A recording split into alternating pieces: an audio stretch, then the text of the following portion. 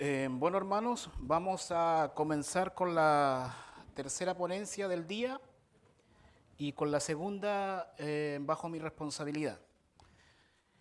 Esta exposición está estrechamente relacionada con la anterior y hay varias cosas que se van a repetir desde el punto de vista visual, no así desde el punto de vista explicativo. Así que se titula esta segunda exposición Cesacionismo versus continuismo a la luz de la teología. A ver, ¿qué quiero decir con teología? El concepto de cesacionismo y continuismo ya lo vimos, así que no voy a perder tiempo repasando esos dos términos. Vamos a traer a colación el término teología. ¿Qué es la teología? Para responder solamente a esa pregunta faltaría mínimo una conferencia completa, pero yo voy a extraer lo que sea pertinente para lo que quiero explicar en esta ocasión. Teología significa literalmente conocimiento de Dios, ¿ya? Conocimiento de Dios. Teos, Dios, y logía, logos, estudio, tratado, etc. ¿Cuál es la diferencia entre un argumento bíblico exegético a secas y un argumento teológico? Eso es lo que voy a tratar de que entendamos la diferencia, porque el horizonte entre esos dos términos es muy delgado, a veces se confunden, es porque están muy emparentados. Para decir eso, no obstante, previamente quiero que entendamos que hay varios tipos de argumentos. Cuando uno quiere presentar su caso y quiere presentar el caso como la postura correcta, sea en este tema o en cualquier otro, usa argumentos. ¿Qué es un argumento? Yo creo que todos hemos discutido en alguna ocasión. De manera informal, creo que todos han discutido con la esposa, con los hijos, con el compañero de trabajo. En diferentes contextos, todos han discutido de una u otra manera. Por lo general, nuestra experiencia se refiere a discusiones informales, porque una discusión formal ya es algo más como un debate. Pero sea una discusión informal o una discusión formal, se manejan argumentos. ¿Qué es un argumento desde el punto de vista técnico? Un argumento básicamente es a través de una proposición o una premisa mayor, a través de una premisa menor, extraigo una conclusión. Eso es un argumento en términos técnicos. Es decir, el típico ejemplo académico, quizás lo han escuchado en alguna ocasión, aquellos que de manera formal o tangencial vieron algo de filosofía, hay un argumento que dice así, todos los hombres, primera premisa, todos los hombres son mortales. Primera premisa, todos los hombres son mortales. Segunda premisa, Platón es hombre. Conclusión, Platón es mortal. Repito, premisa número 1, todos los hombres son mortales. Premisa número 2, Platón es hombre. Conclusión, Platón es mortal. Eso es un argumento que a través de dos premisas se infiere lógicamente una conclusión. Este tipo de argumentos se usan en los debates.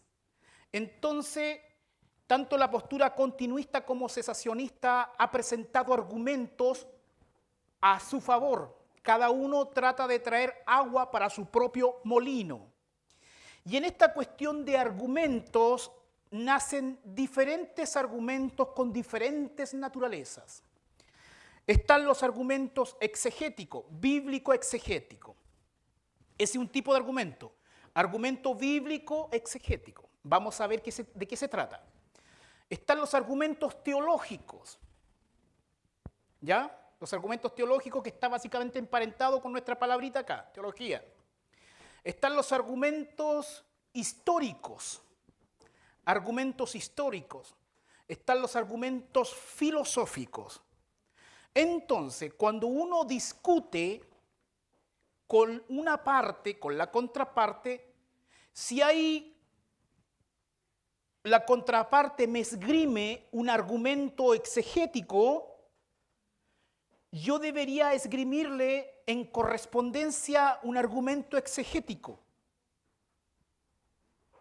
Porque puede ser que alguien me dé un argumento exegético y yo le respondo con un argumento teológico, no calza mucho. O me dan un argumento teológico y yo le respondo con un argumento histórico, no calza mucho. Es como estar alegando en diferentes frecuencias. ¿Ya? Entonces, ¿qué cosa es un argumento exegético? Cuando usted toma su Biblia y usted encuentra un pasaje bíblico que de manera explícita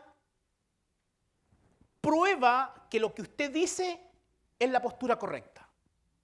O sea, explícitamente en alguna parte de la Biblia dice que usted tiene razón básicamente en lo que postula.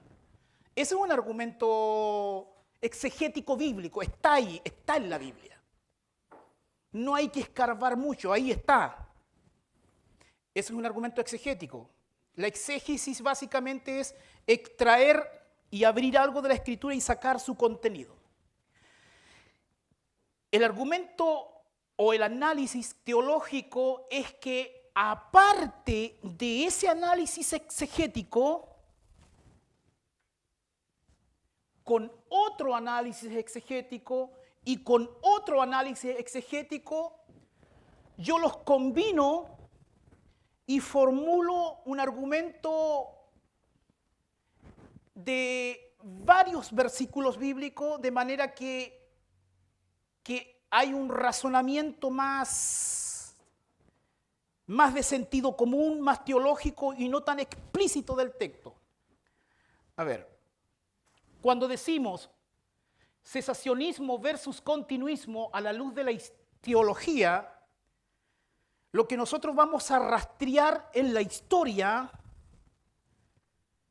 no es necesariamente analizar un versículo bíblico, sino que a partir de los versículos bíblicos se han formulado razonamientos teológicos. Y eso es lo que vamos a ver, razonamientos teológicos a partir de la Biblia. Y vamos a ver si esos razonamientos teológicos tienen realmente una base bíblica, porque a veces la base bíblica no puede ser tan bíblica que digamos. ¿Ya? Conforme transcurra esta exposición vamos a ir entendiendo mejor ese asunto.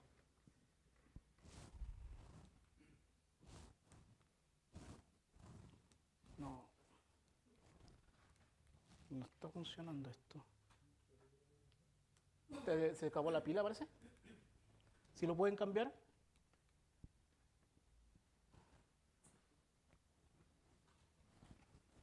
¿O está apagado? No sé.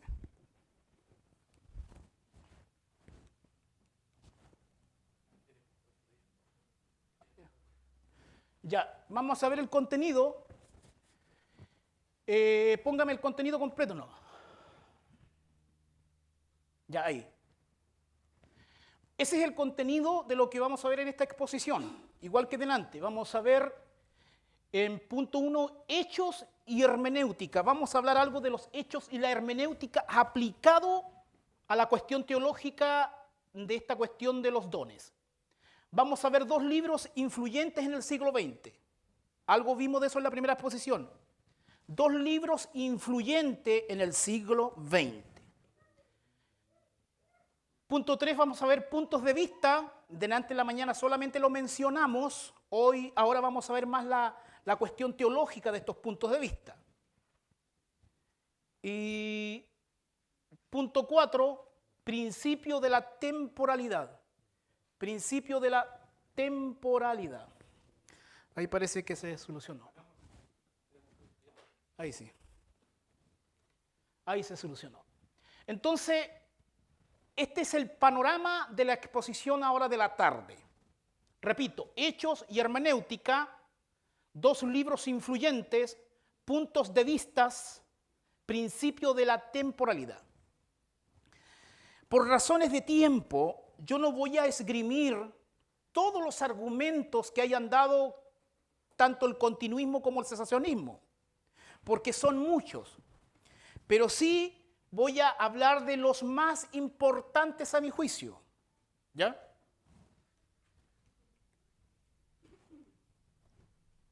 Parece que me están haciendo la lucha. Ahí está. Nuevamente nuestra pecera. Ahí está.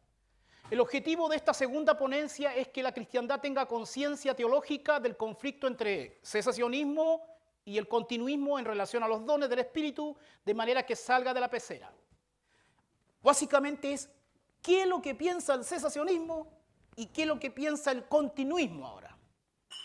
¿Por qué el cesacionismo cree tener los mejores argumentos y por qué el continuismo también cree tener los mejores argumentos?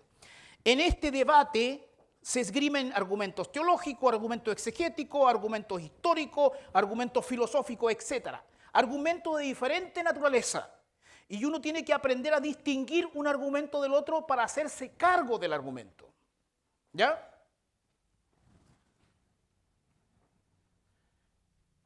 Aquí tengo un cuadro que hice hace algunos meses sobre hermenéutica. ¿Cuántos han escuchado la palabra hermenéutica?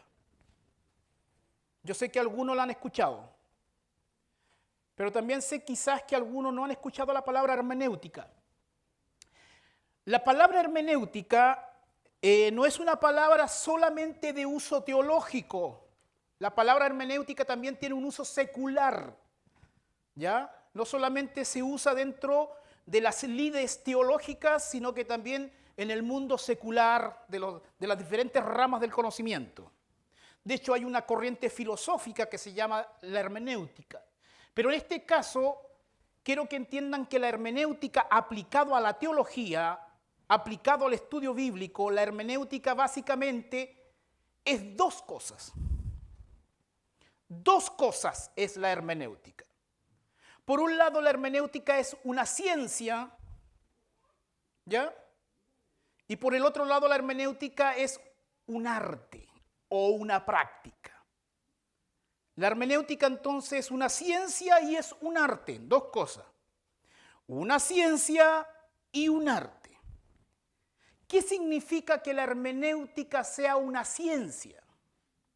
Significa que la hermenéutica me va a brindar reglas, herramientas y métodos objetivos para aplicar al estudio bíblico.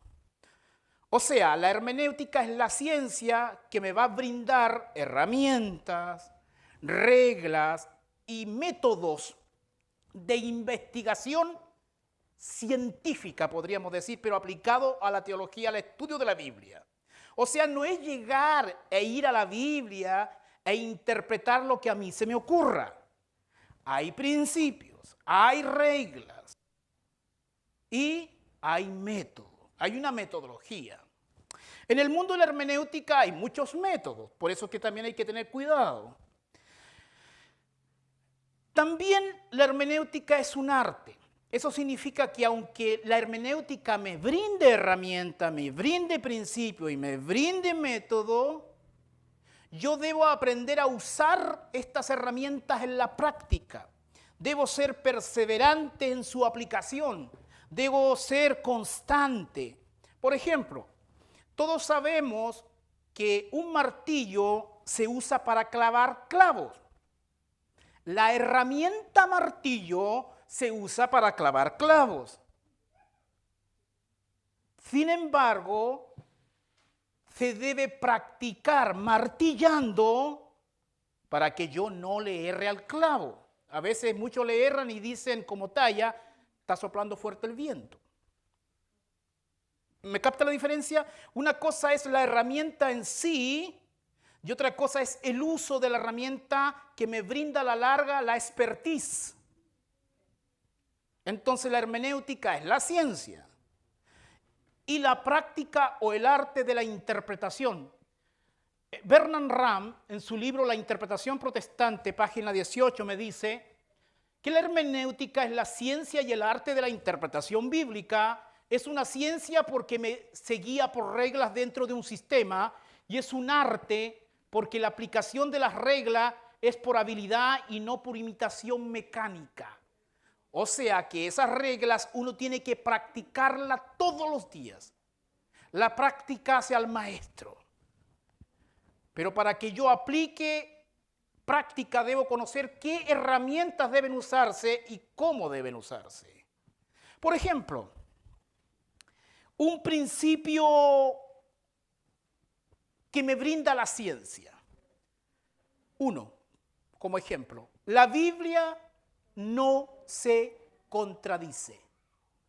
Ese es un principio de interpretación. Hay muchos principios. Estoy usando uno como ejemplo. Primer principio, la Biblia no se contradice. Usted puede interpretar algo en Génesis o en Apocalipsis. Desde Génesis a Apocalipsis, la Biblia, cuando es correctamente interpretada, no debería contradecirse, porque Dios no se contradice. ¿Me siguen?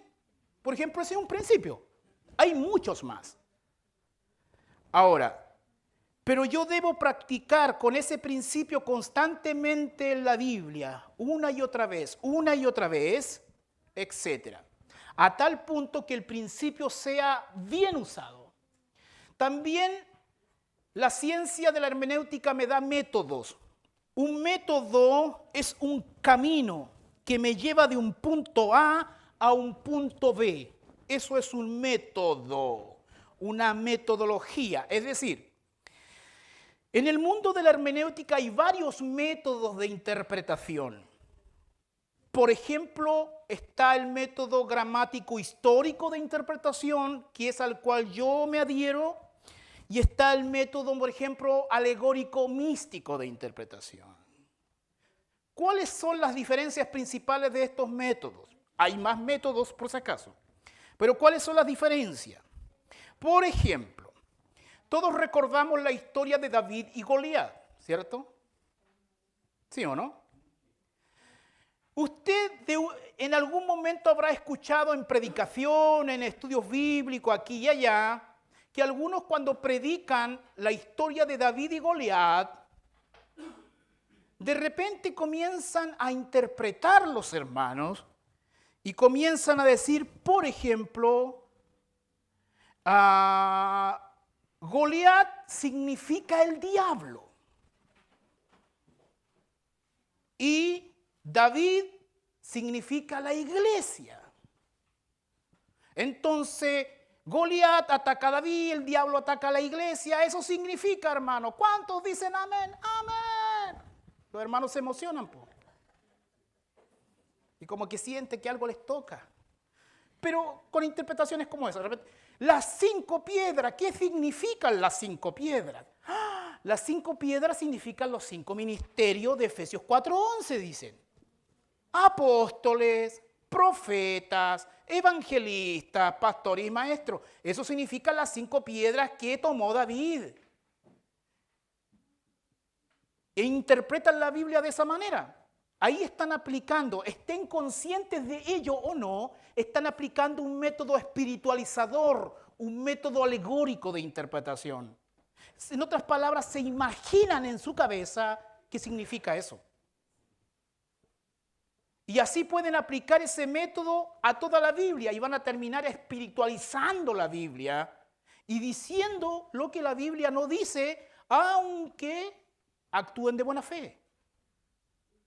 En cambio, cuando uno aplica el método gramático histórico y va a la misma historia David con Goliat, uno va a entender que David significa David, las piedras significan piedras y Goliat significa Goliat. Como que no es muy espiritual, ¿cierto? Pero eso es lo que significa. Por ejemplo, cuando David le cortó la cabeza a Goliat, significa que David le cortó la cabeza a Goliat, ni más ni menos. Claro, pero como parece poco espiritual, la gente a veces se va en la volada y aplica otro método tratando de buscar algo oculto detrás de las letras. Y incluso dice, el Señor me lo reveló. Claro, eso pasa constantemente en nuestras congregaciones, dejando las excepciones fuera. Entonces,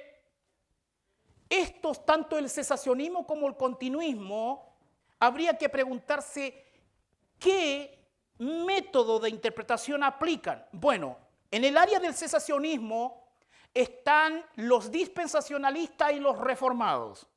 Los reformados por lo general usan un método medio mezclado, parte literal, parte espiritual, tienen una mezcla. ¿Sabían ustedes que para la gran mayoría de los reformados el milenio no son 1000 años? Por ejemplo, los reformados ellos creen que ya están en un milenio espiritual actualmente. Por ejemplo, en Apocalipsis capítulo 20 habla del milenio. Muchos cristianos evangélicos creen estar en el milenio actualmente, pero espiritualizado.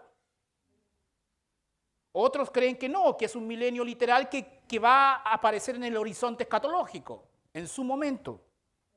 Entonces, dentro de los cesacionistas, hay tanto aquellos que aplican un método espiritualizador como aquellos que aplican un método gramático histórico. Ahí encontramos de todo.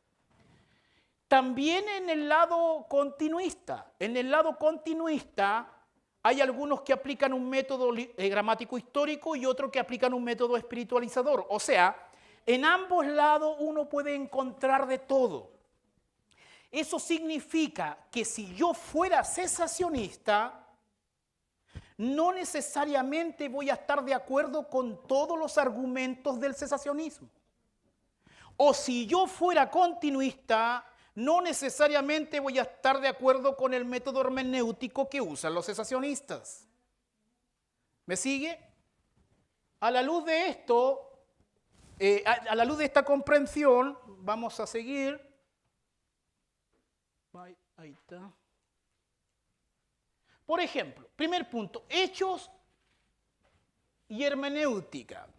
Ya dimos una pequeña interpretación de hermenéutica. A ver, el libro de Hechos de los Apóstoles, otros llaman Hechos del Espíritu Santo. Lucas, el escritor de Lucas y el escritor de Hechos. Miren, estimados, de fondo la gran diferencia entre cesacionistas y continuistas, la gran diferencia hermenéutica, ojo, la gran diferencia hermenéutica entre cesacionistas y continuistas es qué método hermenéutico aplican a Hechos de los Apóstoles para interpretarlo. Yo quiero hacerles consciente hoy que la gran diferencia hermenéutica de interpretación es qué método de interpretación se aplica a hechos cuando se quiere interpretar. Aquí está la madre del cordero, aquí está el kit de la cuestión. ¿Cómo yo interpreto hechos? O básicamente, ¿cómo yo interpreto a Lucas? Lucas tiene una obra de 2 tomos. Primer tomo, el Evangelio de Lucas. Segundo tomo, Hechos. Son libros emparentados. A Teófilo, ¿se acuerdan? Entonces, mire, toda la teología pentecostal,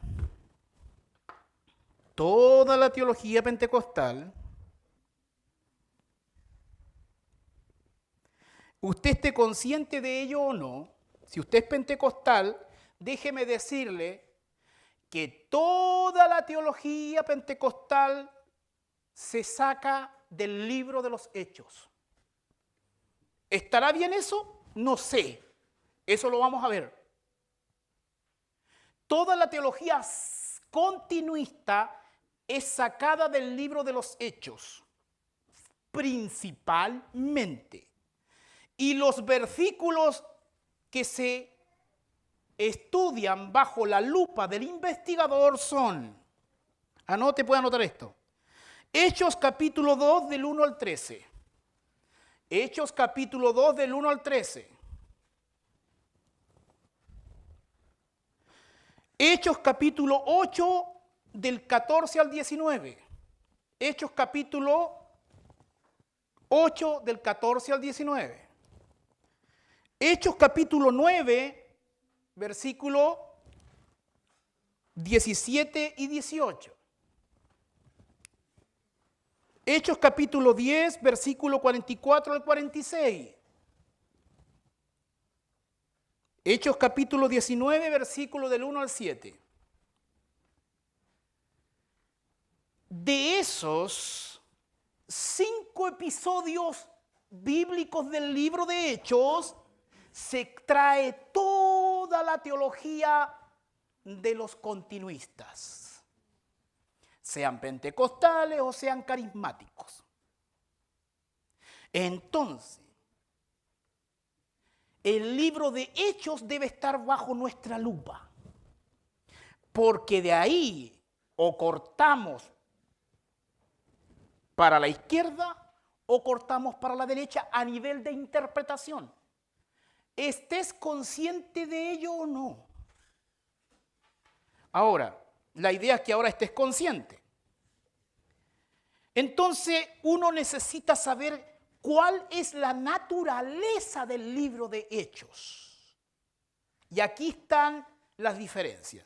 Cuando uno va a interpretar la Biblia, uno tiene que abarcar la Biblia desde el contexto histórico-cultural. La palabra contexto es la principal palabra en interpretación. Es el árbitro en toda seria interpretación, es el contexto. Y el primer contexto es el contexto histórico-cultural. Es decir, cuando Lucas escribía Hechos, pregunta, ¿a quién le escribía? A Teófilo. ¿Cuándo le escribía? ¿Con qué propósito escribía el libro de Hechos? Ese es el contexto histórico-cultural, básicamente. Después que usted tiene claro el contexto histórico-cultural, usted tiene que ir al contexto literario. ¿Cuál es el contexto literario? Es saber cuál es el género literario de Hechos de los Apóstoles. La Biblia revela muchos géneros literarios. Tenemos por un lado poesía, tenemos por otro lado literatura legal, tenemos narrativa, tenemos género epistolar, tenemos profecía, etc. ¿Por qué esto es importante? Porque no es lo mismo, por ejemplo, no es lo mismo escribirle una carta a un juez que escribirle una carta a la novia. No es lo mismo. Hay diferencia en los matices del género. No es lo mismo un poema que un texto legal. Entonces, es necesario saber cuál es el género literario del libro de los Hechos. Y aquí está la gran diferencia entre cesacionistas y continuistas, que no piensan lo mismo con respecto al género literario del libro de los Hechos.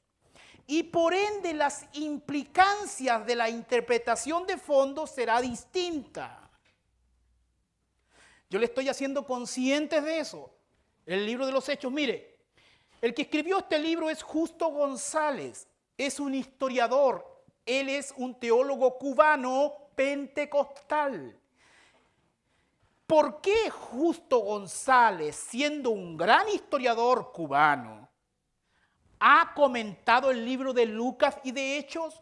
Porque como buen pentecostal erudito, él sabe que la clave está en el libro de Hechos y de Lucas. No es casual esto, porque él quiere influir en habla hispana. Pero el que no entiende esta cuestión de fondo simplemente estudia. Entonces,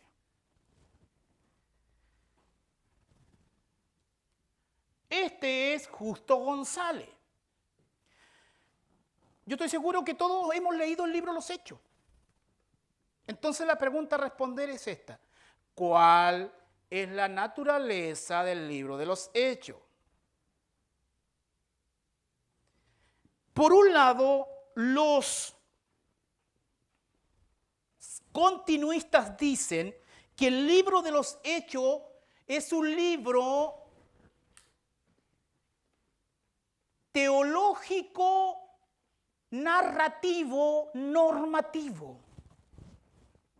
Mire, el continuismo dice que el género literario del libro de los Hechos es teológico, narrativo, histórico y normativo. Eso dicen los continuistas. Vamos a entender qué significa eso. Pero los que no están de acuerdo con los continuistas, es decir, los cesacionistas, dicen que los continuistas están equivocados. Ellos dicen que el libro de los Hechos es un libro narrativo, es un libro histórico solamente. Es historia. ¿Me está siguiendo? Es historia. O sea, el continuismo dice que es un libro que tiene teología, que es normativo. ¿Qué significa que el continuista interprete el libro de Hechos como normativo? Significa que todo pentecostal o todo continuista cuando va al libro de los Hechos, todo lo que él encuentre en el libro de los Hechos va a pretender que sea normativo para toda la historia de la iglesia. La repito porque esta parte tienen que agarrarla bien. El continuista, cuando va al libro de los Hechos, lo que él encuentra cuando lee capítulo por capítulo, las cosas que revela el libro de los Hechos, él lo toma como normativo para toda la historia de la iglesia. O sea, que conforme lea algo en Hechos, él piensa que ese es el modelo que debe permanecer continuamente en toda la historia de la iglesia. ¿Por qué? Porque para el continuista, el libro de los Hechos no es solamente descriptivo o histórico, sino que además es teológico. ¿Me siguen? Y como es teológico, entonces tienen que sacar paradigmas permanentes para la historia de la iglesia. En cambio, para el cesacionista, dicen no, eso es muy grave porque el libro de los Hechos es historia y es un libro de transición. O sea, que hay cosas que aparecen en el libro de los Hechos que se dan por única vez en la vida y no son normativos para la historia de la iglesia. ¿Me está siguiendo? Esta cuestión tiene implicancias en la interpretación. Entonces, el debate de fondo es ¿cuál es el género literario del libro de los Hechos? Eso es lo que usted tiene que estudiar, porque eso tendrá implicancias en la interpretación. ¿Quién tendrá razón? Por ejemplo, si leemos los primeros capítulos y versículos de Lucas, históricamente a Lucas se le ha llamado el historia de la iglesia, el historiador de la iglesia. Y los cesacionistas realzan eso. Dicen, no, Lucas no está prescribiendo nada. Lucas no está prescribiendo modelos para la iglesia. Lucas simplemente está diciendo lo que sucedió. Está describiendo lo que sucedió. Que de ahí se pueda tomar algo como ejemplo en sentido de aplicación puede ser, pero no es normativo. Por ejemplo, usted como padre,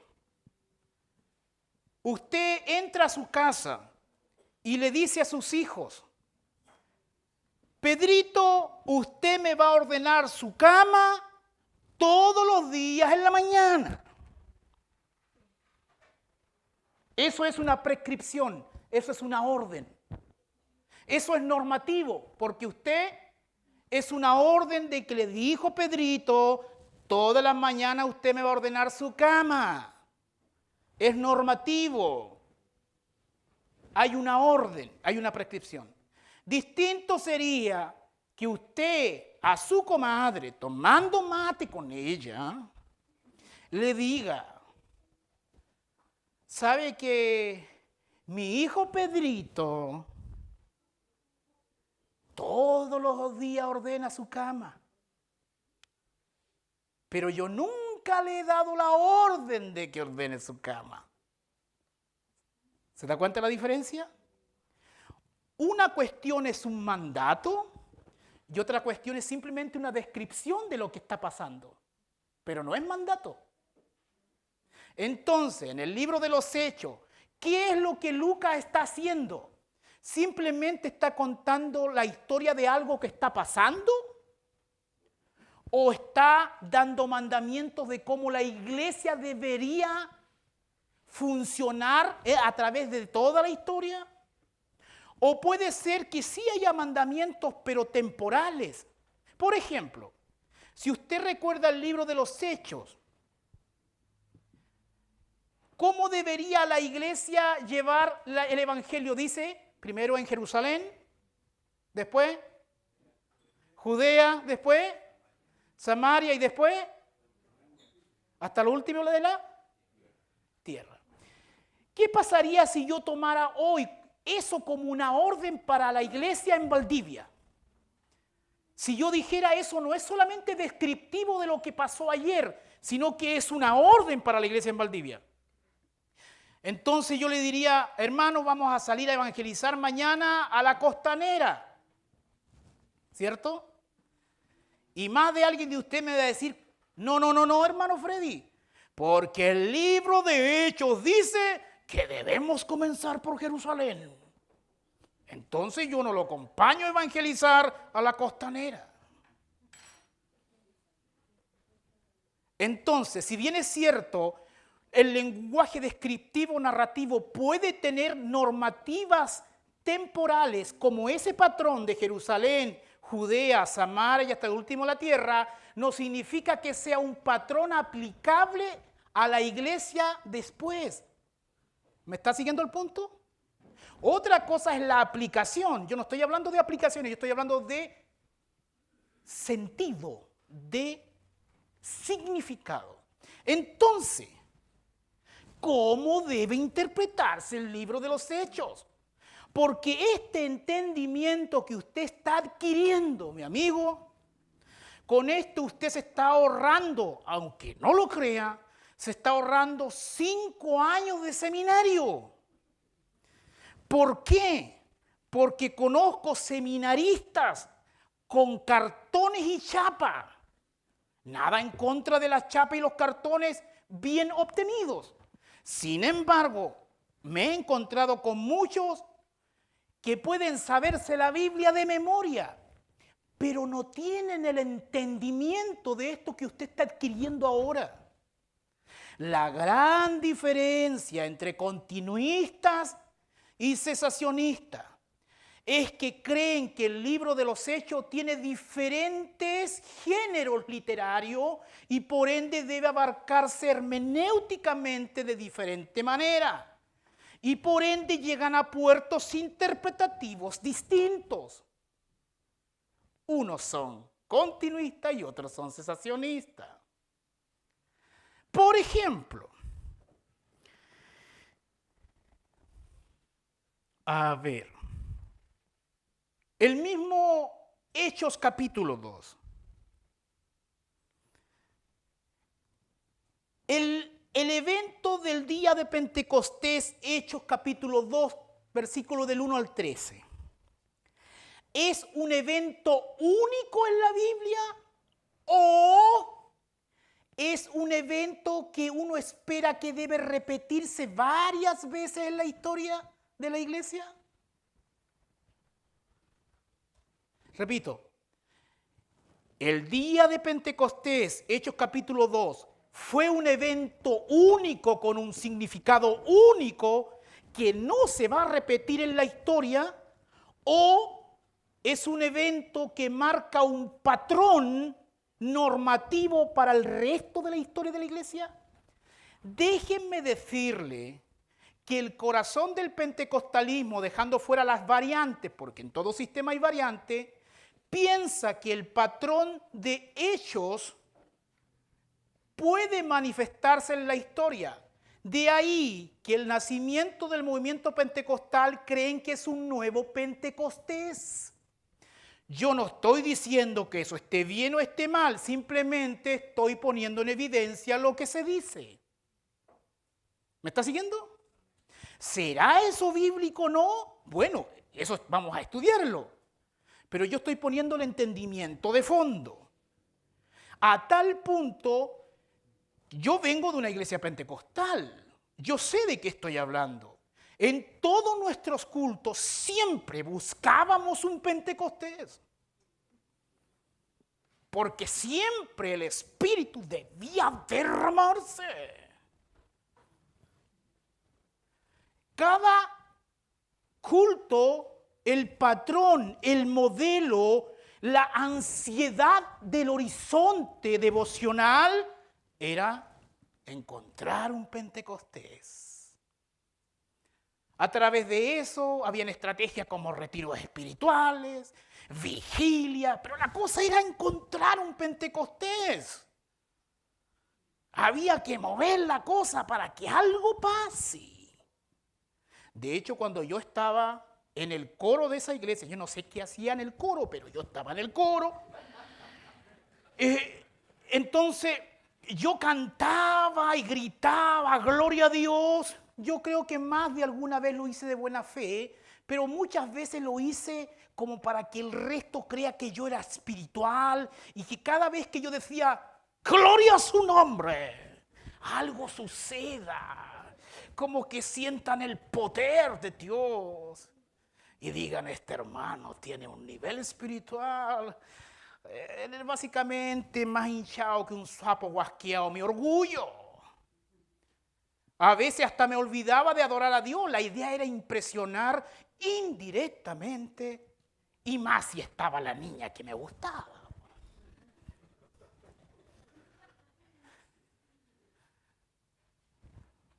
Y eso pasa. Entonces, ¿cuál es la hermenéutica que debemos aplicar al libro de los Hechos? Yo quiero que sea consciente de eso.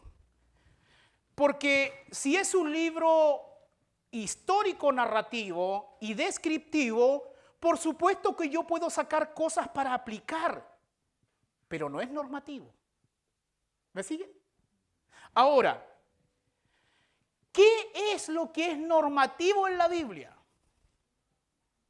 Lo que es normativo en la Biblia son las epístolas, porque en las epístolas, en este caso las 3 epístolas paulinas, las de Pedro, en esas epístolas sí hay enseñanza, hay didáctica de cómo deberían conducirse en la casa del Señor. Ahí sí, en las epístolas hay prescripciones.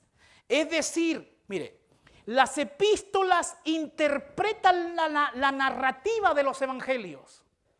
Las epístolas interpretan didácticamente la descripción de hechos. Entonces, el continuismo dice, a grandes rasgos, hay excepciones, que hay una diferencia entre el Pablo de las epístolas y el Pablo de hechos. que Pablo en unas cosas en las epístolas enseñaba esto y en los viajes misioneros que revela el libro de los Hechos mencionaba otra cosa. Por ejemplo, si ustedes van a 1 Corintios capítulo 12, versículo 13. Leamos ese versículo. 1 Corintios, eso lo mencionó el pastor en la mañana. 1 Corintios 12, 13, si no me equivoco. Sí. Me avisan cuánto llevo porque yo ya me estoy entusiasmando. Hechos capítulo 12, versículo 13, ¿está ahí conmigo? 1 Corintios capítulo 12, versículo 13. Dice así: porque por un solo espíritu fuimos todos bautizados en un cuerpo, sean judíos o griegos, sean esclavos o libres, y a todos se nos dio a beber de un mismo espíritu. Ahí está hablando del bautismo del Espíritu Santo. Eso está claro. Pero también acompáñame a leer Hechos capítulo 2, porque vamos a contrastar versículos. Hechos capítulo 2, versículo 4. Hechos 2, 4 y 1 Corintios 12, 13. Esos son los versículos que vamos a contrastar, ¿ya? Hechos 2, 4, ¿están ahí conmigo? Dice: y fueron todos llenos del Espíritu Santo y comenzaron a hablar en otras lenguas, según el Espíritu les daba que hablasen. La teología pentecostal históricamente ha dicho que el bautismo del Espíritu Santo aconteció en el capítulo 2 de Hechos y con la evidencia de hablar en lenguas. Esa es la posición tradicional del pentecostalismo. Pueden haber incluso pentecostales periféricos que puedan diferir de aquí o allá, pero el tronco teológico central y tradicional del pentecostalismo, esa es su tesis. Su tesis es que en Hechos capítulo 2 se manifestó el bautismo del Espíritu Santo con siempre la evidencia de hablar en lenguas. Entonces la aplicación es, como decía por ejemplo Gigi Ávila en su tiempo, que si alguien no hablaba en lenguas, no había sido bautizado con el Espíritu Santo. Y para ello el bautismo del Espíritu Santo no tiene que ver con el momento de la conversión, sino que tiene que ver con una segunda bendición que inviste de poder para salir a las misiones. Esa es la interpretación pentecostal tradicional. Eso es lo que yo creía cuando era pentecostal y lo que todos creen ahora.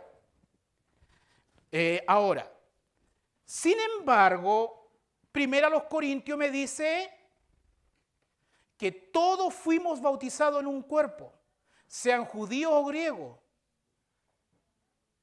Entonces, ¿qué dice el continuismo o carismáticos incluso?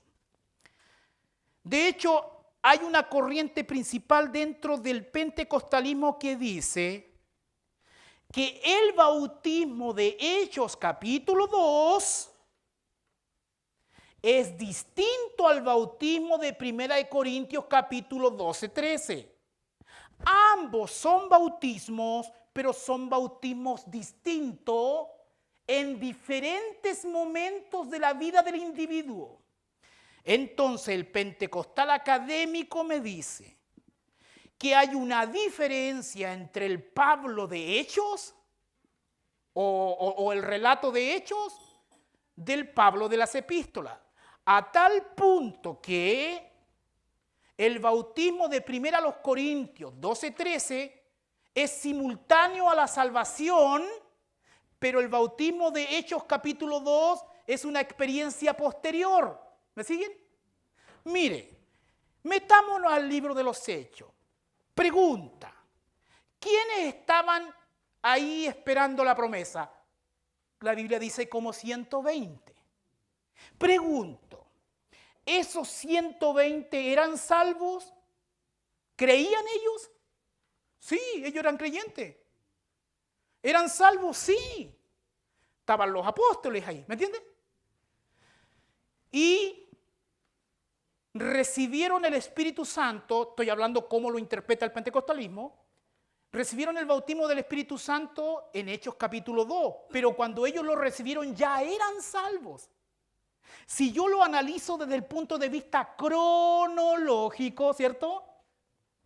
Voy a concluir lógicamente que primero se es salvo, pasa un tiempo y uno tiene que buscar una segunda bendición, que es el bautismo del Espíritu Santo en poder. De ahí que se habla de una segunda bendición. ¿Por qué? Porque se está interpretando hecho del punto de vista histórico, pero con el principio normativo, no solo histórico. De manera que si yo concluyo y leo hechos y digo la persona fue salvo y después fue bautizado, y como es normativo, así debe aplicarse al resto de la historia de la iglesia. Por ende, hoy en día, el bautismo del Espíritu Santo es algo distinto en el momento que yo creo. ¿Por qué? Porque no solamente abarco el libro de los Hechos desde el punto de vista histórico, sino que le doy peso teológico normativo para el resto de la iglesia.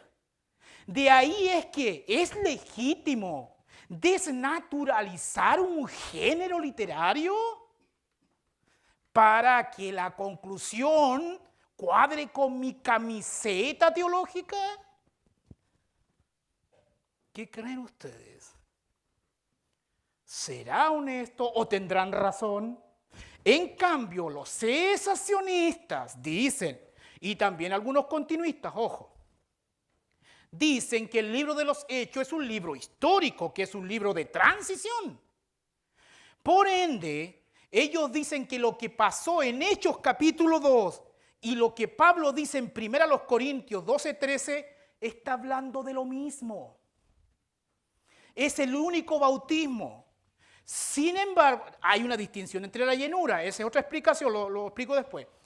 Ellos dicen que como el libro de los Hechos es un libro de transición, donde Dios iba a comenzar a hacer cosas que nunca había hecho antes, como decía el pastor en la mañana, el bautismo del Espíritu Santo no se manifestó en el Antiguo Testamento, y como toda cosa tiene un comienzo y por ende tiene que suceder en una ocasión por primera vez, entonces en esa ocasión los que fueron bautizados en el Espíritu Santo en Hechos 2, claro, eran salvos antes de haber sido bautizados. Pero porque tiene que comenzar de una manera y porque el libro es transicional y es histórico. ¿Me capta? Pero no tiene peso normativo para la historia de la iglesia ni teológico. ¿Por qué? Porque Pablo después me explica en las cartas que son didácticas y prescriptivas que el bautismo del Espíritu Santo es simultáneo a la salvación. Por ende, no hay una segunda bendición de bautismo. Pueden haber otras bendiciones que se manifiestan después como la llenura del Espíritu Santo, pero no el bautismo en poder. ¿Me siguen? ¿Me comprendieron eso? ¿Qué punto específicamente? Lo que pasa es que, bueno, yo igual estoy acá con mucho respeto con ustedes. Discrepo en algunas cosas que tú estás diciendo y evidentemente es porque pertenecemos a una organización totalmente distinta. Eso yo lo tengo claro. Yo sé en qué lugar estoy. ¿Qué punto específico? Yo creo, o sea, yo te pregunto, eso es lo que a lo mejor tú crees o lo que tu institución, me refiero a esta institución, cree. Yo la verdad es que no creo eso. Y claro, porque somos distintos. Yo pienso que una persona cuando acepta a Jesucristo como su Señor y Salvador, en ese momento esa persona, la divinidad viene a vivir dentro de esa persona. Pero luego vendría el bautismo en el Espíritu Santo con la evidencia de hablar en lengua, que es lo que generalmente en la práctica ocurre. Un ejemplo muy cortito. En nuestra congregación tenemos un hermano que es ingeniero naval y cuando él conoció a Cristo le costó mucho entender justamente esto. Él aceptó a Jesucristo como su Señor y Salvador. Estaba recién egresado y titulado en su carrera acá en Valdivia, pero alguien le dijo: te falta a ti algo más importante y tienes que pedirle a Dios que te bautice en el Espíritu Santo. Bueno, finalmente él se fue a la isla del Rey y estuvo una semana ahí, entre orar y ayunar, hasta que finalmente él fue bautizado en el Espíritu Santo. Al menos Sí, esa es la, sí, lo entiendo. la postura que nosotros creemos. Ya. Ahora, con respecto al libro de Hechos y su comparación, o incluso, podría decir incluso, con respecto a la literatura de Lucas, con respecto de la literatura del apóstol Pablo, creo personalmente, de acuerdo a lo que yo sé, es que la teología lucana tiene que ver más con el Espíritu Santo y la teología paulina tiene que ver más con asuntos soteriológicos, asuntos relacionados con la salvación. Y creo que hay una diferencia entre lo que el apóstol Pablo está diciendo en Corintios con respecto a lo que, en este caso, Lucas está diciendo en el libro de Hechos. Ya. Le voy a pedir, si es que tienen preguntas, nos adhiramos a la metodología y las hacen al final.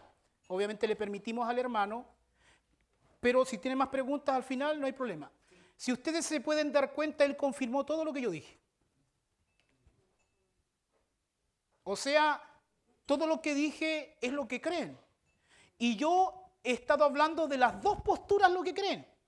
Dije lo que creía el mundo pentecostal, que es lo que dijo nuestro hermano, ¿cierto? Que hay una diferencia entre el Pablo de Hechos y el Pablo de Lucas porque hablan de temas distintos. Pero después estaba explicando qué es lo que cree la contraparte. Yo simplemente estoy poniendo lo que creen las posturas. Yo ni siquiera he dicho lo que creo. ¿Sí o no? No, pero tú dijiste, esto yo no lo creía. Ah, pero el punto está que usted ha confirmado lo que yo he dicho porque creen en una segunda bendición. Claro, sí entiendo. No, y con respecto a la pregunta, yo igual pregunté eso y Sí, tengo claro. sí, Tengo ya. más preguntas para eso. Sí. Lo que pasa, hermano, es que, repito, uno tiene que entender las posturas para después estudiar. El pentecostalismo cree en una segunda bendición siempre con la evidencia de las lenguas. Eso lo dije, ¿sí o no? Entonces, y que Pablo, en las epístolas, primera a los Corintios 12:13, creen que es una cuestión de la salvación, una cuestión soteriológica. También se dijo. Entonces, Hechos capítulo 2 es el bautismo del Espíritu Santo, pero cuando la gente ya estaba salva, ¿me entiende? Cuando uno analiza cronológicamente el libro, es lógico pensar eso, ¿cierto? Porque cuando yo leo el libro de los Hechos, es de perogrullo, es de sentido común que los 120 ya eran salvos y recibieron lo que vino en Hechos 2, eso es obvio. Sin embargo, yo tengo que ponerle peso normativo para que después lo aplique a la historia de la iglesia. O sea, me salgo solo de lo cronológico, sino que lo pongo como paradigma y modelo. ¿Por qué? Porque el pentecostal no se queda con que solo pasó en Hechos, sino que también lo hace normativo en la historia de la iglesia. Yo fui pentecostal. Por eso que cuando Dios salva a un pentecostal o a un hermano, se les insta a buscar una segunda bendición. Eso está en la literatura. Yo puedo tener mis propias opiniones personales, pero la tendencia y el tronco de la teología pentecostal es lo que cree. Entonces, yo lo que estoy haciendo es que entendamos por qué algunos parten para la izquierda y por qué otros parten para la derecha. Usted verá para dónde parte. Ese no es mi tema. Simplemente le estoy mostrando los dos caminos que se arman, que tiene que ver con cuál es la naturaleza de la teología lucana con la teología paulina. ¿Cuáles son las naturalezas? Los que no son continuistas dicen que el libro de Hechos es transicional, es decir, hay cosas que acontecieron solamente en el libro de los Hechos y no son normativos para la historia de la iglesia. ¿Por qué? Porque se adhieren a que el género literario es descriptivo, no prescriptivo. Es un libro histórico, de ahí Lucas, el historiador de la iglesia. El otro lado dice, repito, que no solo es histórico, sino que sacan elementos teológicos y prescriptivos, no solamente temporales, sino que abarcan toda la historia de la iglesia. Si los pentecostales o continuistas tuvieran razón, entonces sí habría una segunda bendición. ¿Me capta? Pero si ellos no tienen razón, entonces, por perogrullo, no tendría que haber una segunda bendición y el bautismo del Espíritu Santo sería simultáneo al momento de creer. ¿Me entienden los dos paradigmas? Ese es el punto. Usted en su estudio bíblico verá cuál es la postura que tiene más peso bíblico. Entonces, teniendo eso claro, el libro de los Hechos es el punto neurálgico, ¿sí o no? De acuerdo a lo que está entendiendo, ahí está la batalla, ¿sí o no? De acuerdo a lo que está entendiendo, la batalla es de origen hermenéutico, ¿sí o no? De acuerdo a lo que está entendiendo, ¿tiene que ver con qué género literario es el libro, sí o no? ¿Por qué? Porque dependiendo de qué punto yo parto, los dos sistemas me van a tener sentido. ¿Me capta? Porque ambos lados crean sistemas, pero el punto no está si los sistemas cuadran, porque teológicamente pueden cuadrar, el punto está cuál es el inicio correcto. ¿Me está entendiendo? ¿Cuál es el género literario? Entonces la pregunta a responder no es si el bautismo es una segunda bendición o es simultáneo a la salvación. Esos son efectos. La pregunta a responder es ¿cuál es la naturaleza del libro de los Hechos? ¿Es historia o es teología? ¿El libro de los Hechos es historia o es teología? ¿Lucas escribía historia o escribía prescripción? ¿Lucas describía hechos o prescribía teología? Esa es la respuesta. Eso es lo que hay que contestar. Y para eso hay que estudiar los géneros de la Biblia, hay que estudiar hermenéutica, etcétera, etcétera. Entonces, lo que yo les daba a entender les ha ahorrado 5 años de seminario, porque hay gente que con todo no entiende la diferencia. Y estamos para eso, para aquellos que no lo entienden, lo entiendan. Entonces, cuando usted logra entender esas diferencias, no importa quién esté frente a ustedes ya van a entender la diferencia. Y van a saber por qué unos parten para la derecha y por qué parten para la izquierda. Entonces, eso es empoderar a nivel de entendimiento a las personas. Entonces, con el punto que quiero que se queden acá, es que es una cuestión hermenéutica. Es una cuestión de género del libro de Hechos. Ahora, otro de los puntos, antes de pasar, es que en Hechos 2, capítulo 4, si usted lee Hechos capítulo 2 del 1 al 13, nunca se menciona el bautismo del Espíritu Santo. Búsquelo. No estoy diciendo que no esté implícito, ojo. Lo que estoy diciendo es que explícitamente no se menciona el bautismo del Espíritu Santo. En Hechos capítulo 2 del 1 al 13. En 1 Corintios 12, 13 sí se menciona. Hechos explícitos. En un lado se menciona, en otro no se menciona. Lo que se menciona en Hechos 2, 4 es, y fueron todos llenos del Espíritu Santo. Se habla de la llenura. La pregunta entonces, ¿el bautismo del Espíritu Santo es lo mismo que la llenura? Esa es una pregunta. Segundo, Si fueran distintos, no obstante, el bautismo del Espíritu Santo puede tener, si el bautismo del Espíritu Santo no es experimental, pero pudiera tener efectos experimentales como llenura, ¿me entiendes? Esa es otra pregunta. Entonces, cuando uno va a Efesios, mire, a Efesios capítulo 5, versículo 18,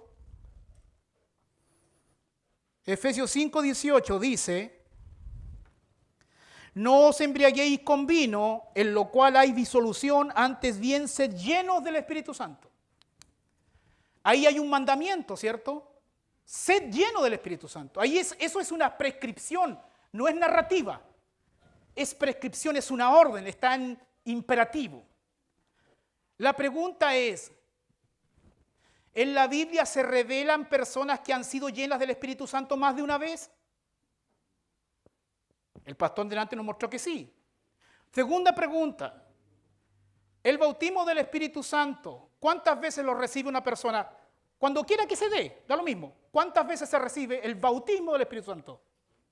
Una vez. Entonces, cualquiera que sea la interpretación correcta, el bautismo del Espíritu Santo no puede ser lo mismo que la llenura del Espíritu Santo. Sin embargo, hay sectores teológicos que lo confunden y creen que es una misma cuestión. Evidencio eso para que se entienda. Ahora, ahí está la cosa. Lucas y Pablo, ahí está el problema en cuanto al estudio de la hermenéutica. Lucas o Pablo. De hecho, el mundo pentecostal dice que Lucas tiene derecho de ser teólogo por sí mismo. Tiene derecho a ser teólogo por sí mismo y no estar sujeto o subyugado a Pablo. Esa es la terminología que se usa. En cambio, los cesacionistas o otros continuistas dicen que no hay diferencia, simplemente son textos complementarios. ¿Ya?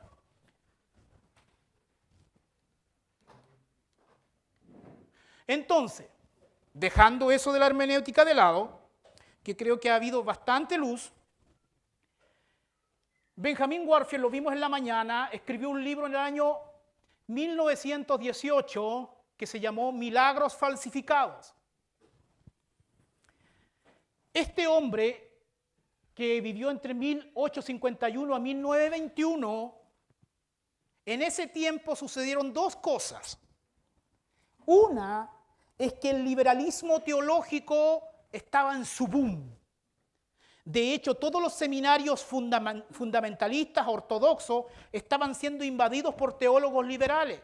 Los teólogos liberales son los que ponen en duda la Biblia, los que dicen que la Biblia falla, que no es inerrante, etcétera, etcétera, que no creen los milagros, son racionalistas. Ellos se adhieren al método racionalista de interpretación, otro método, donde tratan de sacar todo lo milagroso del texto sagrado y quedarse solamente con la cuestión cultural histórica.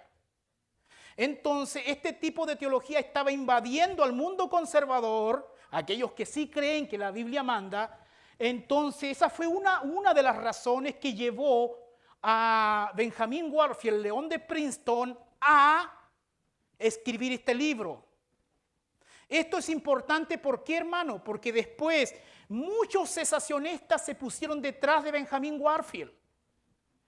Después mejoraron los argumentos a través del siglo XX, lo mejoraron, por supuesto, hasta el día de hoy, pero se pusieron detrás de Benjamin Warfield, de esa tradición cesacionista. ¿Me está siguiendo? Ahora, durante todo el siglo XX, los cesacionistas crecieron, también los continuistas. Y el otro factor por lo cual Benjamin Warfield escribió es porque justamente en el año 1900 apareció el movimiento pentecostal. Entonces Benjamin Warfield escribió ese libro para resistir al movimiento pentecostal. ¿Está bien eso o no? Eso a mí no me compete, estoy diciendo lo que sucedió. Porque en teología se escriben libros unos a otros para probar su caso. Entonces sería bueno leer ese libro para entender los argumentos. Sin embargo, en el año 1988, mire, casi pasando el siglo completo, se escribe otra obra, Wayne and Grudem. Wayne Grudem en 1988 escribe el libro El don de profecía, donde él produce una revolución en la teología porque se da una respuesta académica al cesacionismo. ¿Me siguen? Donde él presenta una postura revolucionaria en cuanto al significado de la profecía en el Nuevo Testamento. De hecho, el pastor Rodrigo Palma mañana va a hablar específicamente del don de profecía. Este hombre, detrás de él se pusieron muchos continuistas. Detrás de él hay pentecostales, hay carismáticos y están los de la tercera ola. ¿Me capta?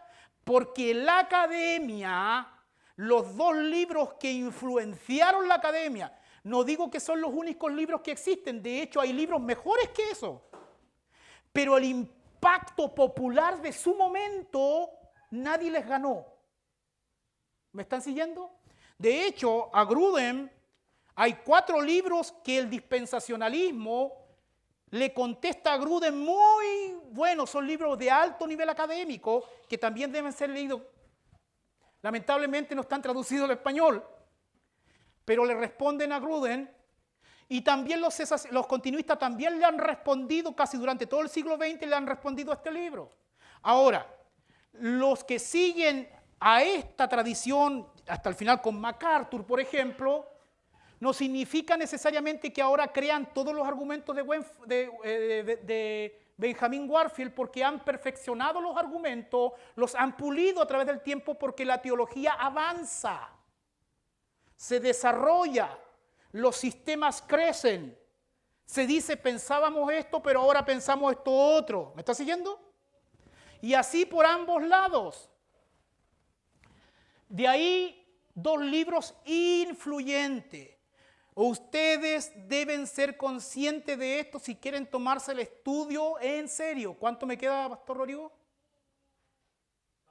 ¿Estamos? ¿Cuánto me da?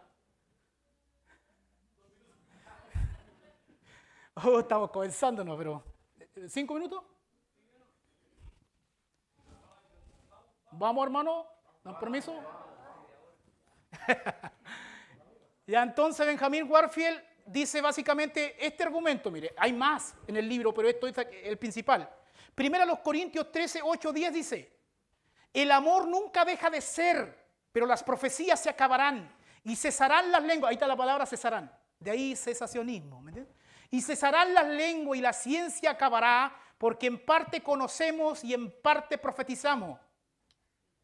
Mas cuando venga lo perfecto, entonces lo que es en parte se acabará.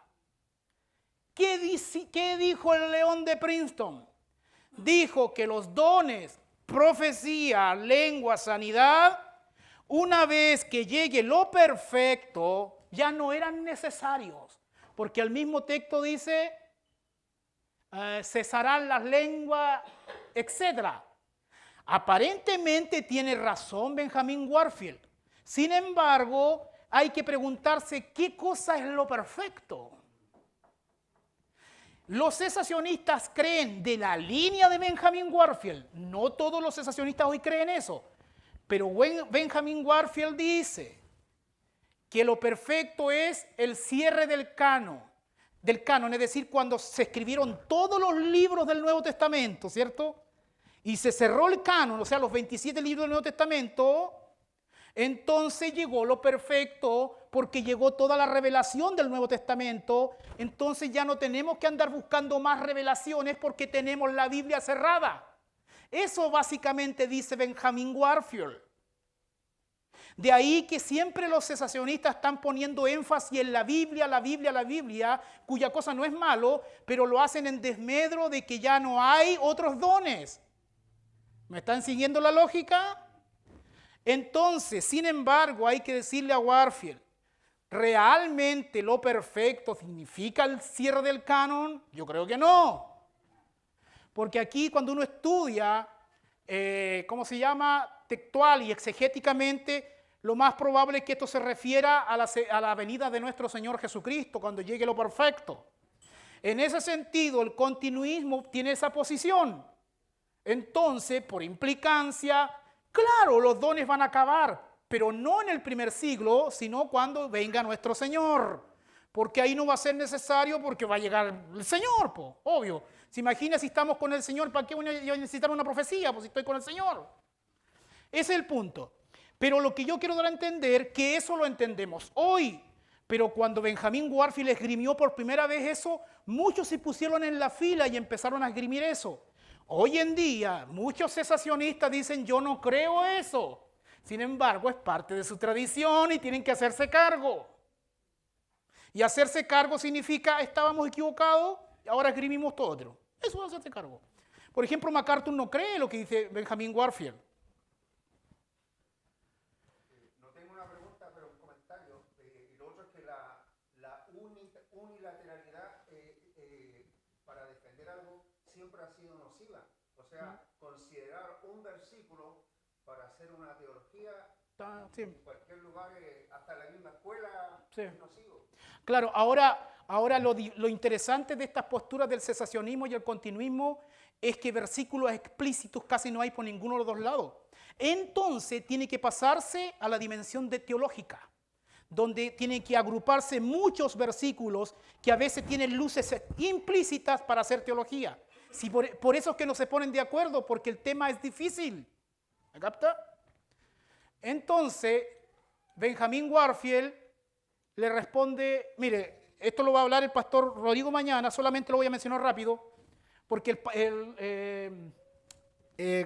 Wayne Grudem regala este entendimiento. Él dice que en el Antiguo y Nuevo Testamento, en el Antiguo Testamento hay profetas, ¿cierto? En el Nuevo Testamento, en Efesios 2, 20 dice, edificado sobre el fundamento de apóstoles y profetas. ¿Se acuerdan? Grudem dice que estos profetas predican con inspiración, con autoridad divina, y todo lo que escriben, que es el Antiguo Testamento, y acá en el Nuevo Testamento son los apóstoles, que no son apóstoles más profetas, sino que Grudem dice que son términos intercambiables y significa lo mismo. Eso dice Grudem. Pero el punto de fondo es este, que tanto los profetas como los apóstoles profetas del Nuevo Testamento tienen un mismo nivel de autoridad, ¿cierto? Eso significa que los de acá escribieron el Antiguo Testamento y los de acá el Nuevo. Y la palabra de Dios es inspirada y autoritativa y es infalible. ¿Me siguen? Entonces, sin embargo, Grudem dice que hay un don de profecía que se manifiesta, por ejemplo, en la iglesia en Corinto.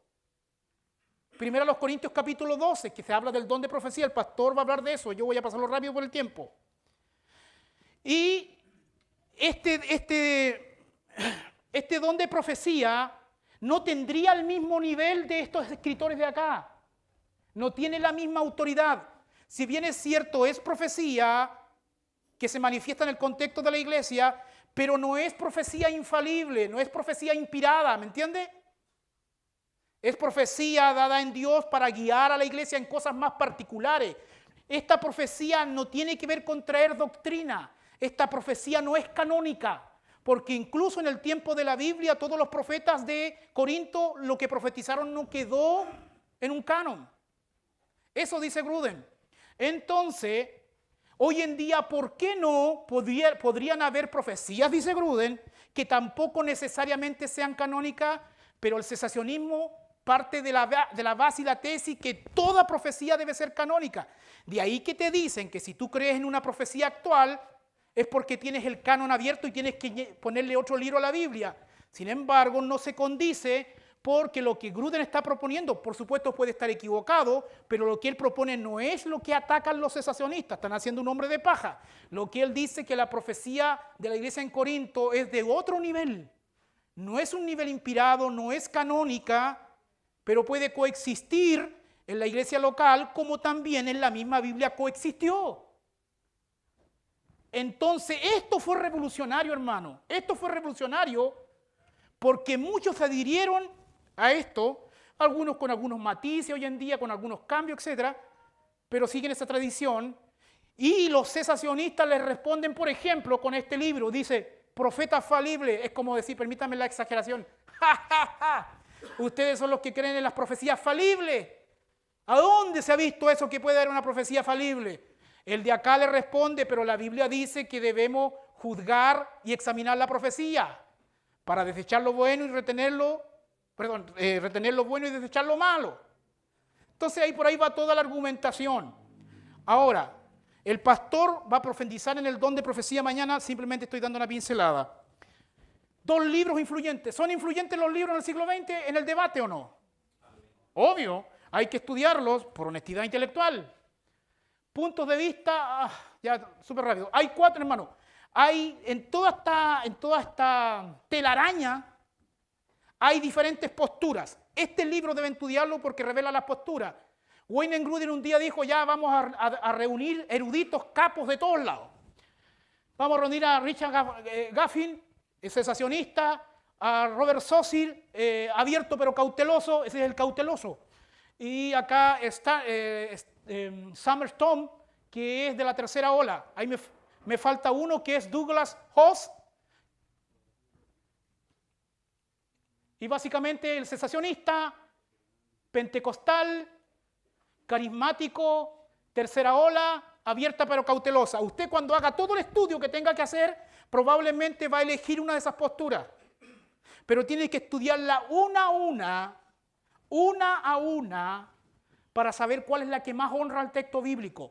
Pero para eso usted tiene que prepararse, informarse, usted tiene que adquirir las herramientas, porque usted no puede asumir posturas si todavía no ha hecho la pega. Porque no es saludable. ¿Me capta? Y aquí, por ejemplo, no se trata de estas 5 camisetas, se trata de qué dice la Biblia. Si usted tiene que derribar castillos que creía, se derriban, si ese no es el punto. Rápido, la posición cesacionista argumenta que no existen los dones milagrosos ni los dones del Espíritu Santo en la actualidad. Eso es lo que hemos hablado, ¿ya? ¿Se entiende? Pentecostal se refiere a cualquier denominación o grupo que tenga sus orígenes en el avivamiento pentecostal que comenzó en los Estados Unidos en 1901, que mantiene la doctrina siguiente. Todos los dones del Espíritu Santo mencionados en el Nuevo Testamento están pensados para hoy. El bautismo del Espíritu Santo es una experiencia poderosa que sigue a la conversión, una bendición posterior, y debería ser buscado por los cristianos en la actualidad. Y cuando el bautismo del Espíritu Santo tiene lugar, las personas hablan en lengua. O sea, cada vez que el bautismo se manifiesta como señal, sí o sí debería hablar en lengua. Esa es la postura pentecostal. Ahora, bíblicamente nosotros no hacemos doctrina en base a la experiencia, sino en base a lo que dice la Biblia. Porque si se tratara de experiencia, ni se imagina lo que yo le puedo contar. Carismático. Por otra parte, se refiere a cualquier grupo que tenga sus orígenes en el movimiento de renovación carismática, los 60-70, y que busque prácticas todos los dones milagrosos mencionados en el Nuevo Testamento, incluyendo profecía, sanidad, milagro, hablar en lengua, interpretación, discernimiento, etc. Entre los carismáticos existen diferentes puntos de vista sobre el bautismo del Espíritu Santo. A diferencia de los pentecostales, los carismáticos tienen diferentes puntos de vista del bautismo. ¿Me siguen? Tercera ola. Las personas de la tercera ola animan a todos los creyentes a utilizar los dones milagrosos del Nuevo Testamento en la actualidad y dicen que la proclamación del Evangelio debe ir acompañada habitualmente de señales y maravillas y milagros según el patrón del Nuevo Testamento. No obstante, enseñan que el bautismo del Espíritu Santo sucede a todos los cristianos en su conversión. ¿Sabía usted que los de la tercera ola no creen en una segunda bendición, el bautismo del Espíritu Santo? Creen que el bautismo del Espíritu Santo es simultáneo a la conversión. Abierta pero cautelosa. Existe todavía una posición más mantenida por un gran número de evangélicos. Estos son los evangélicos que han visto todas las posturas y todavía ninguna le convence. Existe todavía una posición más mantenida por un gran número de evangélicos quienes no se ven dentro de ninguno de estos grupos, no están convencidos de los argumentos cesacionistas que relegan ciertos dones al primer siglo, pero tampoco están convencidos de la doctrina o la práctica de aquellos que enfatizan la validez de los dones en la actualidad. Están abiertos a la posibilidad de que haya dones milagrosos hoy en día, pero les preocupa la posibilidad de que se den los abusos que han visto, los abusos que básicamente se ven hoy en día y cuestiones cuestionables. ¿Ya? Yo creo que hasta aquí vamos a quedar porque aquí tenemos para rato con este principio, pero básicamente dice, el principio cesacionista dice que cuando uno pone todas las epístolas, ¿cierto? Todas las epístolas en un orden cronológico, como están 1 Corintios 12 en el 55, Romanos 57, Efesios 60, 1 Pedro 65, Hebreos 68 y epístolas de Juan 90, ¿me entiende? Cronológicamente, uno puede ver un descenso de los dones. Es decir, en 1 Corintios hay hartos dones, en Romanos hay menos, en Efesios hay menos. Es como que los de poder se van quitando. Los de primera menos hasta el final, donde las epístolas de Juan no hay mención de dones. Ellos dicen que este principio de temporalidad indica que los dones van cesando a la luz de la misma historia de la Biblia. Sin embargo, el contraargumento es que no pasa la prueba porque los libros de las epístolas tienen propósitos distintos uno de otro. Eso significa que si acá Juan no menciona los dones es porque simplemente no estaba hablando de los dones. ¿Me siguen? No significa que hayan cesado. Pero yo, ¿por qué soy continuista a mi manera? ¿Por qué yo soy continuista? Porque para mí la única base exegética del continuismo, la única, es 1 Corintios 1:7. No hay más base exegética. Pueden haber argumentos teológicos, muchos, y buenos, pero la base exegética que me hace inclinarme a mí, que hoy en día sí están vigentes todos los dones, con el cuidado que eso significa. Yo no soy facilista, soy muy crítico de las manifestaciones actuales, pero creo que esta es una base exegética que dice, y de tal manera, dice Pablo, de tal manera que nada os falta en ningún don. ¿Qué dice? Nada os falta en ningún don. Nada es nada. Ningún don es ningún don. O sea, todos los dones que tú te puedas imaginar a la luz del Nuevo Testamento, Pablo dice, de tal manera que nada os falta en ningún don. Ya. El deseo de Pablo era ese, que a los corintios nada le falte en ningún don, ¿cierto? Pero miren lo interesante, esperando la manifestación de nuestro Señor Jesucristo. O sea, que el deseo de Pablo de que nada os falte en ningún don, todos, lo conecta con la venida de Cristo. No hay problema que hasta la venida de Cristo nada os falte en ningún don. Eso es exegesis, eso es mejor que teología. Alguien, para que yo pase a ser cesacionista, debería convencerme con este versículo, con una interpretación gramatical histórica. De lo contrario, es lo único explícito que veo en la Biblia. Con eso, no digo que el tema no sea difícil, porque es difícil. ¿Entendieron este último versículo? Y aquí termino, conclusión, estos son 4 seminarios que hoy en día como verdaderas fábricas producen teología. Tenemos el seminario de Dallas, Seminario Bíblico de Dallas, cesacionista, Seminario Teológico de Dallas, cesacionista, ahí salen muchos eruditos. The Master Seminary, de MacArthur y compañía, cesacionista. El Westminster de California, Teólogos del Pacto, cesacionista. Aquí hay excepciones, ojo, pero en general son cesacionistas.